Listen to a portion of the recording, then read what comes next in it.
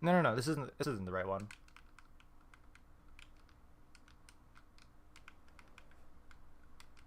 This isn't it. There's another jump somewhere. Um.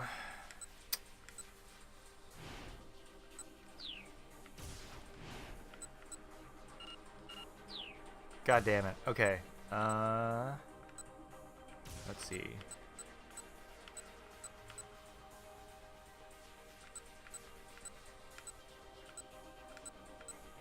Was it this one?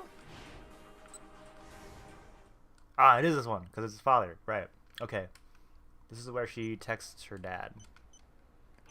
Typing out a response, blah blah blah. No way a mild-mannered young lady like her could be dating one of her father's coworkers, was there? Whoops. Wrong button. There we go. Jump! Hell yeah, let's go.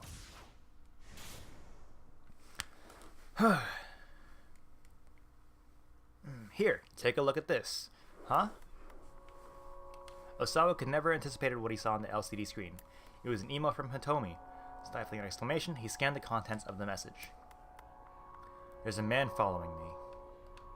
He has a gun, and I think he's trying to kill me. I'm safe for the moment, so try not to worry.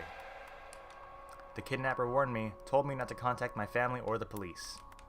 Please keep this email a secret. But didn't Hitomi give the kidnapper the ransom, Osawa said? What could anyone want with her now? Tanaka shook his head, uncertain. He wouldn't know any better than I would, I suppose. Do the police know about this? And if so, why haven't they said anything? He felt himself start to tremble as he searched for answers in Tanaka's silent gaze. Do you think this could be related to that other thing? I doubt it. If it were, why would they go after Hitomi? I suppose you're right, but Osama was shaking outright now. Tanaka laid a hand on his shoulder. First, just calm down and let's think about what we know about the kidnapper. His composure helped Osawa keep himself under control. They've taken Maria, the vice director continued quietly, along with a ransom of 50 million yen, and now they're after Hitomi. His gaze sharpened. Sir, do you think this could be someone who holds a personal grudge against you? A grudge? Osawa considered. He couldn't think of anyone who would have a reason to attack him. He's been too caught up in virus research since his time in school to have formed any hostile rivalries. Didn't have enemies that he knew of. Maybe someone's jealous that I became head of a laboratory? He suggested doubtfully. He had held his position for years at this point. Why would that spur someone into kidnapping his daughter now? Has anything happened recently? Tanaka asked. Anything strange since he got back from overseas? Since he got back? His heart skipped a beat, then started pumping faster. The first thing came to mind was a solicitation he'd gotten from the American laboratory. If he accepted the offer, it would put Okoshi Pharmaceutical in quite a bind, possibly enough to warrant someone holding a grudge over it. But the only other person who knew about the potential transfer right now was his wife, I. No, nothing. Not that I can think of. He couldn't bring himself to discuss the transfer with Tanaka. He felt a surge of guilt for contemplating leaving his trusted assistant behind. If he did make the move to America, he planned to recommend that Tanaka replace him as department director. Still, he didn't expect that to make up for his abandonment. Alright, I'll see what information I can find then, Tanaka said. The kidnapper had forbidden any contact with either family or the police, but Tanaka was outside of that circle and he knew how to handle himself with discretion. I'm sorry to have put this on you, Osawa said, and thank you. For now, let's see if we can get Hitomi to exchange some more emails. An uncomfortable thought suddenly occurred to Osawa. He blurted it out without thinking. Why do you have my daughter's contact information on your phone? Tanaka gave him a worried look. Sir, I promise I can explain once all this is over. And with that, he stepped out of the bathroom. Back to the toilet. Let's go. Something in Antona's final words left Osawa to wonder. Could it be that Tanaka and Hitomi were dating? He hoped dearly for that to not be the case. Their age difference alone made the idea a disturbing one, let alone so many other considerations. Tanaka's 40. Hitomi's 19. Makes him twice her age.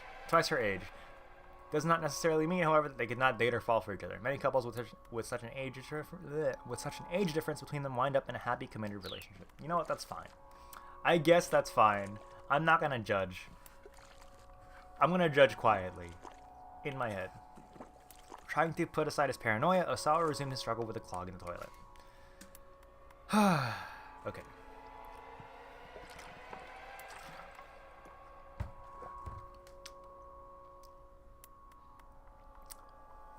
Most toilet clogs are caused by buildup of flushable paper products, or by solid objects inadvertently dropped into the toilet bowl. But shockingly enough, on very rare occasions, they can be caused by someone taking a dump that happens to be that big and it gets stuck in the pipe. Apologies to anyone who might be eating right now. Oh goodness. What the fuck? Kajiwara reappeared, still toting the bucket. You seem to be having a lot of trouble there, sir. He made it sound like the whole mess was Osawa's fault. Of course I am. I've never had to do this before. Really, I think the research you do would be a lot more difficult than this. Fixing toilets gives me far more trouble, I'd say. So it would seem. Kajiwara stood watching as if Osawa's efforts made an interesting show. I don't know the first thing about viruses, sir. But I don't find unclogging toilets to be that difficult. Oh yeah? Osawa snapped? Then how about you fix the damn thing? Kajiwara really was a world-class pro at pissing people off. Are you sure? You don't mind, the detective asked? Be my goddamn guest. Osawa shoved the plunger into Kajiwara's hand. Okay. Leaving the detective to handle the toilet, Osawa marched back to his study. He turned on the CD player and lay back on the sofa, squeezing his eyes shut. He was seriously on edge. Kajiwara had totally broken his stride. What now? The door to the study slid slowly open. It's Detective Kajiwara, sir. Please don't come in here without asking. My apologies, Mr. Osawa. I just wanted to inform you that the toilet has been fixed. Right. Fine. Osawa hardly cared. He just wanted this guy to give him a little piece. Oh my, is that really all you have to say, sir? Never a compliment or encouraging word? Maybe a good job, Kajiwara? Or you're getting a promotion, detective? Osawa blew out his breath in exasperation. How? How are you a detective? I'm not sure I get your meaning, sir. You are completely clueless. I'd like to ask your superiors to replace you with a detective who knows how to take his job seriously. Mr. Osawa, with all due respect, it's unusual for a precinct detective like me to be stationed here at a victim's home. What's your point? Not to brag, sir, but I happen to be an exceptional detective. Kajiwara beamed with pride. In fact, I made an excellent showing in the Superstar Detective contest we have at our police social media service. Okay. This is an online platform. Primary features allowing people to connect with each other. Police exclusive social media network Kajiwara belongs to is Poxy, which is strictly regulated. And lots of stuff gets deleted. Okay. For a moment, Osawa thought the bolt of incredulous anger that shot through him was the onset of a stroke. How could a single person be so utterly infuriating? And you can't tell anyone about this, he went on obliviously, but this summer, a new detective manga is starring up. Based on me. Goddamn. The fabled detective Kaji. Kaji howls at the sun. Kaji rides the rails. Kaji at daybreak. Detective Kajak. Kaji, queen of the street. Look out, Kaji. Kaji on the edge. Dance, Kaji, dance. Space Detective Kaji, and so on and so forth. Damn. That sounds pretty good, actually. I would read that shit. He spat out a peal of feigned laughter. A manga? I can tell you all about the plot, sir. Would you like to hear about it? I would not.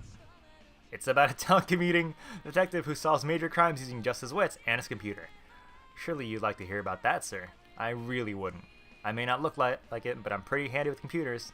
His eyes shifted over to Osawa's desktop. Oh, ew! His hand darted to the mouse. In a matter of moments, he cleared the screensaver and booted up a web browser. Hey, Osawa barked, don't touch that. But he was too late to stop the detective.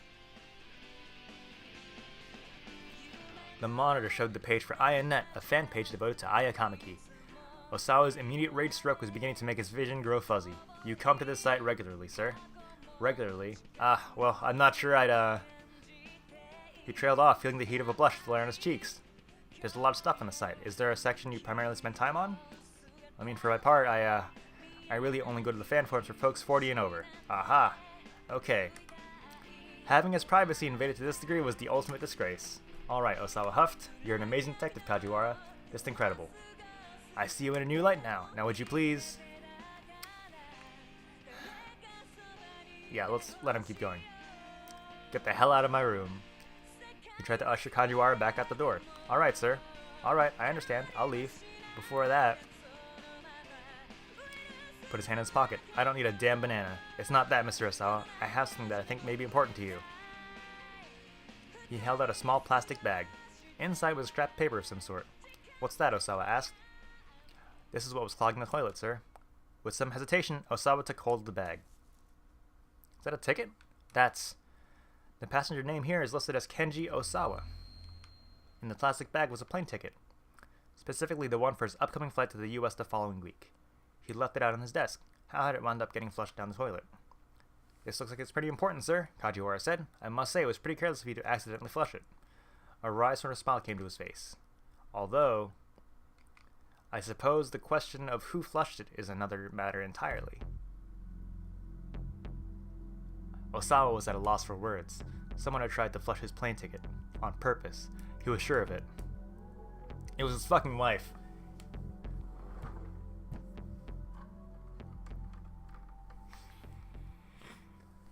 He knocked on the door to Ai's room, but there was no response.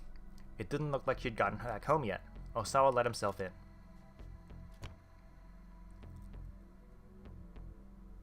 Whoa. What a mess. The stinging scent of her perfume pervaded the room, which was decorated all in white. Clothes were strewn all about, as if to put her slovenliness on display. She'd been like this ever since they gotten married, and Osawa had long since stopped caring. It must have been I who tried to flush the ticket. He knew she didn't want him going to America, but still, couldn't she have found a better way to get rid of it? Thanks to her, he'd been stuck hunched over the damn toilet, fighting with the plunger. Osawa sat down on the bed amidst the brand-name clothing. Then he spotted something odd down by his feet. It was a gold cigarette lighter. Just when had I picked up smoking? He picked up the lighter and set it on the shelf next to the bed. He started out of the room, but he stopped as he noticed a scrapbook on the bookshelf. The rest of the shelf was filled with fashion magazines, and so the scrapbook definitely drew his eye. Curious, he took it down and opened it. The book was filled with articles and write-ups about the results of Osawa's research and the company's various achievements. Flipping through the pages took him on a trip down memory lane. There was even an old company memo watching Tanaka on board as his new vice director. There was a photo of Osawa shaking Tanaka's hand at the party celebrating his new position. It was a little peculiar to think that she had bothered to keep something so trivial.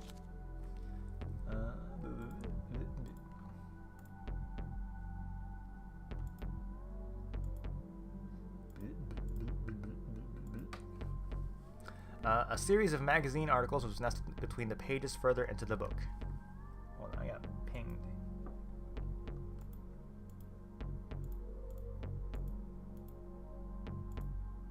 Okay. A series of magazine articles was These hadn't been clipped out for inclusion in the scrapbook itself. Osawa glanced through them. Floundering, Okoshi Pharmaceutical arranges marriage of political convenience. It was a self-indulgent piece from some rag called 4-Star General Gossip from right after he and I had gotten married. When the piece had first run, he'd been too furious to read it. Now he gave it a quick looking over. It was pretty much exactly what he'd expected. I talked about how one of the corporate directors had sacrificed his own daughter in order to keep one of his researchers on board. Yeah. Referring, of course, to Makino offering Osawa Ai's hand in marriage. Rumors abound of marital strife between the newlyweds. The article went on to talk about how Ai had been dating another man before she and Osawa had gotten married. The whole thing was a bunch of puerile rubbish.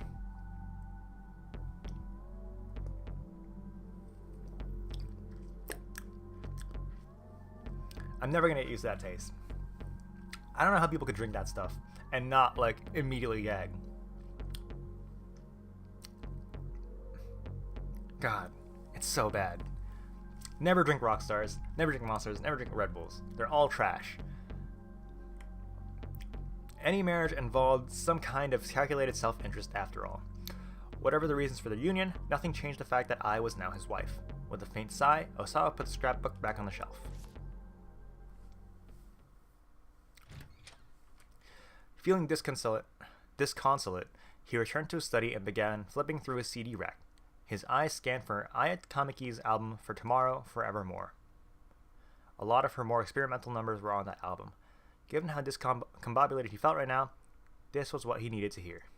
Again, Osawa reflected on how there'd been a time when he didn't care about music at all. He'd simply purchased copies of the most popular CD of the moment as birthday presents for his two girls. and that it just happened to be an album by Aya Kamiki. Hitomi was thrilled by the gift, but Maria hadn't seemed terribly fond of it. The next day, she tossed her copy back on her father's desk. Figuring that throwing it away would be a waste, Osawa stuck the CD in his computer to give it a listen.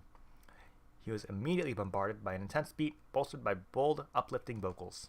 Aya Kamiki wrote her very own lyrics, which did a fine job of conveying the emotions of a teenage girl. Osawa could hardly believe it. After listening to just one track, he was well and truly hooked. Before the day was out, he had purchased her entire discography. Dude, me, fucking me. Huh? He muttered. For tomorrow should have been in the CD rack, but there was no sign of it. Where the heck is it? Why isn't it here? For a moment, he wondered if he was going crazy, and then he remembered. It was at the lab. He wanted something to listen to on break at work, so he'd brought the album there. Damn it, damn it, damn it. Not being able to listen to it made him want to hear it all the more. It wasn't like he could just go out and buy another copy right now, either. Do they not have YouTube or something? Is it? Or SoundCloud? He'd just have to borrow the copy he'd given to Hitomi all those years ago. Unable to contain his need to hear that music, he went into Hitomi's room. There, he quickly rummaged through the CD rack beside his daughter's bed. Part of him felt like he was being a little sneak thief.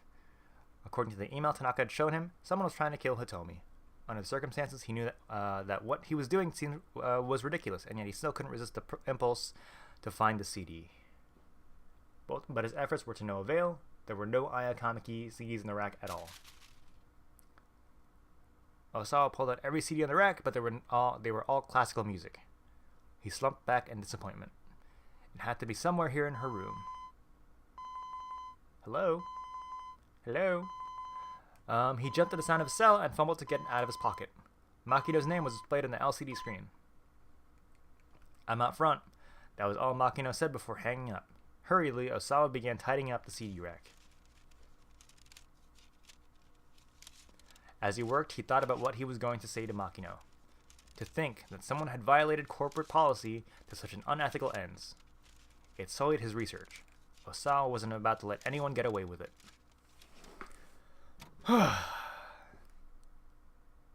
And yet, as he was about to leave Hitomi's room, a sudden uncertainty gripped him. He hesitated. Did he have any right to condemn Makino for running trials in secret? Yes! Yes, you do! His hand began to sweat as it gripped the doorknob. No, he didn't. Yes, you do! How could he? His hands were dirty in all this, too. No, you were making the stupid thing. You didn't, like... Wait. We need to keep this a secret, just between us. What secret? Did you and... It'll be fine. We've already cleared animal testing. What the fuck? What is this? The memories hovered. Osawa himself had already administered the antiviral to someone, hadn't he? Was it Maria? Was it Maria? It was Maria. It was the only way. It was Maria, wasn't it? That's why she hates him, like... Muttering to nobody in particular, Osawa trudged to the front door of his house.